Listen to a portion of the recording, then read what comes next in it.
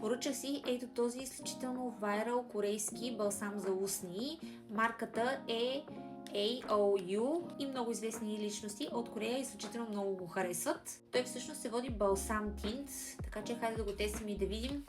Мисля, че моят цвят, който си поръчах, беше 09 Bebe Balm. Нямах търпение за него, по принцип са малко по-скъпички. Купих си го тия стайл, тъй като беше на промоция. Дизайна на кутийката е изключително изчистен. Бяха намалени с 50% преди около, може би 2-3 седмици. Ето така изглежда.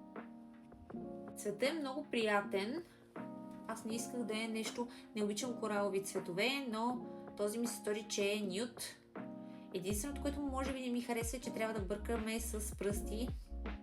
И за да бъркам с пръсти, трябва да се ми винаги чисти ръцете. Така че този глант със сигурност не бих го носила навън, за да си слагам. Но ако ми харесва и ако се задържи като тинт,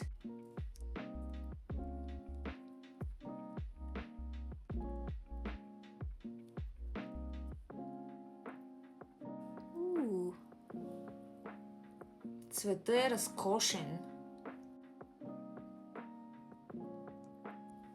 Много ми харесва. Между другото, не долавям абсолютно никаква миризма. Много дълго време се чуди кой цвят да си взема. Много ми харесва. Ми седи много естествено.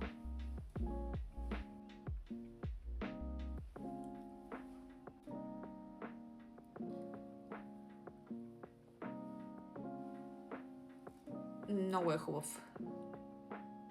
Между другото, гледах, че някои го използват и като руш. Аз не съм много сигурна, че би го използвала като руш, но цветът много ми харесва. Видим дали е дълготраен.